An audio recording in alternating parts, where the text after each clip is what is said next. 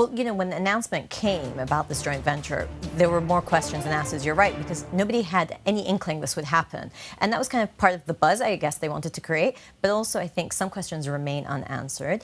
I don't think they need to merge because in some ways, Abu Dhabi and Dubai still have their own special projects and so forth. And as Dubai and Abu Dhabi are both growing, they need to continue to be competitive, but also bring in some alliances. It's an $8 billion joint venture.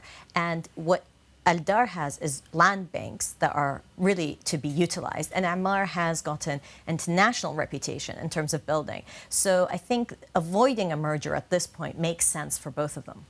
When you look at the Abu Dhabi property outlook as a whole, this is going to be dependent on football. And it's also going to be dependent on whether or not they can keep people coming here and staying for the long term. Now, there was a suggestion in our interview yesterday with the Aldar chairman. He was essentially saying that they're going to make some moves in the coming months when it comes to allowing more leeway for people to come in, invest, and to stay for the long term. It's essential, isn't it, for that to be done?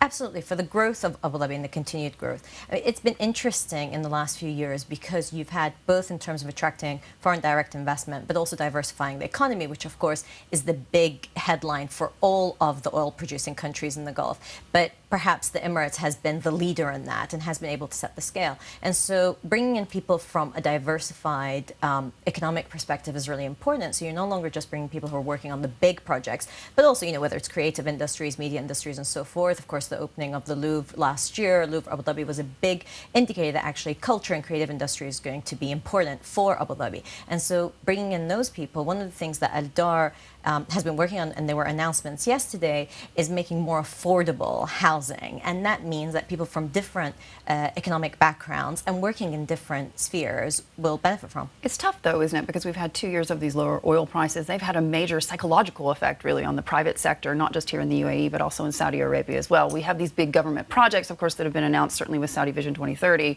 and the likes of some of them here in the UAE as well. But there's still a lot of questions about whether people really want to invest in the long term. What's your outlook on that? Because it's not as if many of these expats in the region are going to go back to their own countries, like Egypt, like Jordan, like Lebanon.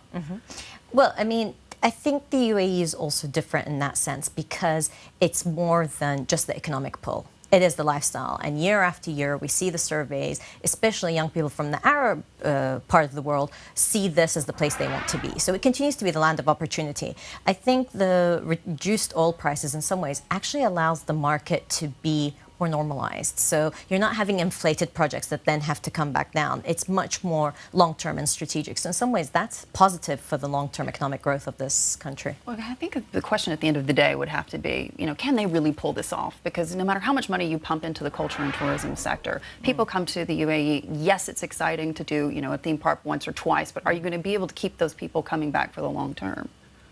I think so long as the UAE continues to be stable, secure, in addition to innovative, which it really is, they will be able to, especially with the pivot now towards everything to do with future technologies. I think they'll be able to. Hey everybody, it's Hadley Gamble from our new CNBC Middle East Bureau in Abu Dhabi. Thanks for stopping by. Now to watch more, you can try one of the videos that just popped up on your screen. And don't forget to subscribe.